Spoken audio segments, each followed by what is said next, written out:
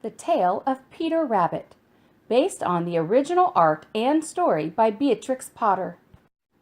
Once upon a time, there were 4 little rabbits, and their names were Flopsy, Mopsy, Cottontail, and Peter.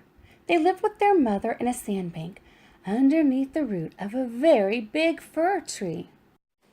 "Now, my dears," said old Mrs. Rabbit one morning, "you may go into the fields or down the lane, but don't go into Mr. McGregor's garden. Your father had an accident there. He was put into a pie by Mrs. McGregor. Now run along, and don't get into any mischief. I am going out for a little while." Then old Mrs. Rabbit took a basket and her umbrella, and went through the woods to the baker's. She bought a loaf of brown bread and 5 currant buns.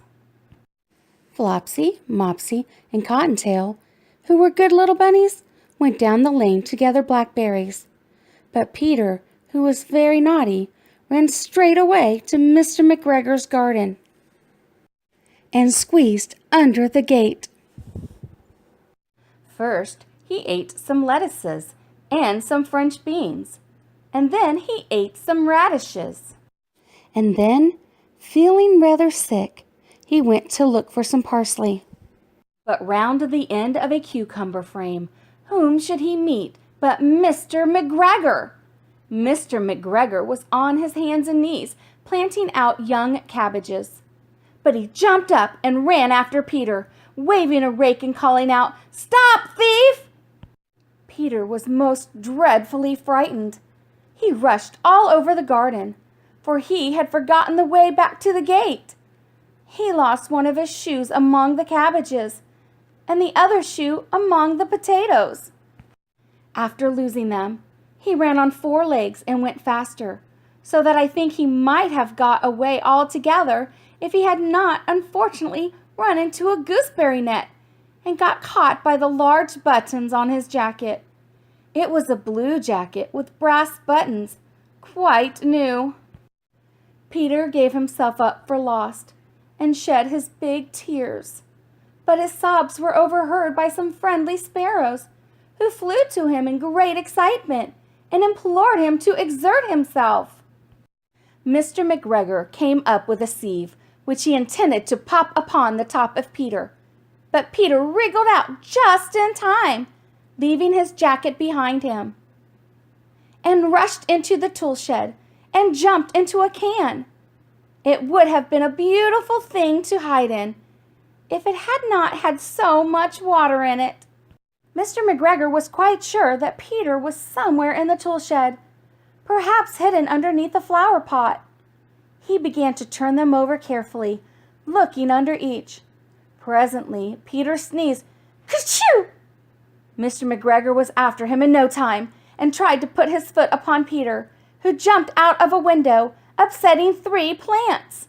The window was too small for Mr. McGregor, and he was tired of running after Peter. He went back to his work. Peter sat down to rest. He was out of breath and trembling with fright, and he had not the least idea of which way to go. Also, he was very damp from sitting in that can. After a time, he began to wander about, going lippity, lippity, not very fast, and looking all around. He found a door in a wall, but it was locked, and there was no room for a fat little rabbit to squeeze underneath. An old mouse was running in and out over the stone doorstep, carrying peas and beans to her family in the woods.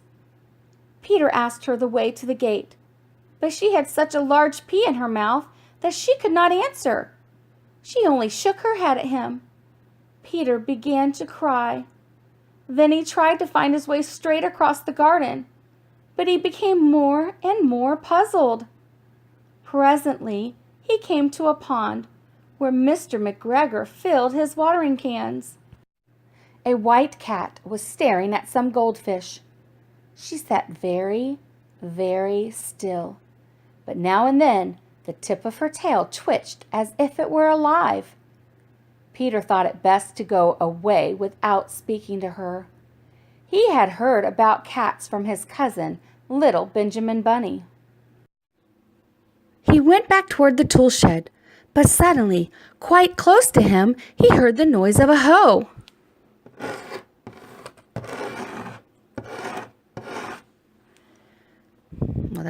Peter got down very quietly off the wheelbarrow and started running as fast as he could along a straight walk behind some blackcurrant bushes.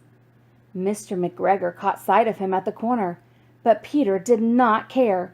He slipped underneath the gate and was safe at last in the woods outside the garden. Mr. McGregor hung up the little jacket and the shoes for a scarecrow to frighten the blackbirds away. Peter never stopped running or looked behind him till he got home to the big fir tree. He was so tired that he flopped down upon the nice soft sand on the floor of the rabbit hole and shut his eyes. His mother was busy cooking. She wondered what he had done with his clothes. It was the second little jacket and pair of shoes that Peter had lost in a fortnight. I am sorry to say that Peter was not very well during the evening. His mother put him to bed and made some chamomile tea, and she gave a dose of it to Peter, 1 tablespoon to be taken at bedtime. But Flopsy, Mopsy, and Cottontail had bread, milk, and blackberries for supper.